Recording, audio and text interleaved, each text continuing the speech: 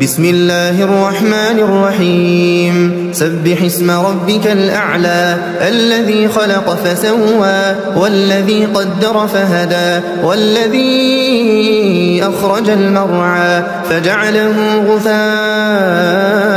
أحوى سنقرئك فلا تنسى إلا ما شاء الله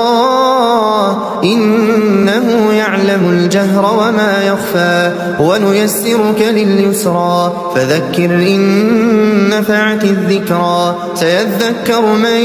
يخشى ويتجنبها الأشقى الذي يصلى النار الكبرى ثم لا يموت فيها ولا يحيا قد أفلح من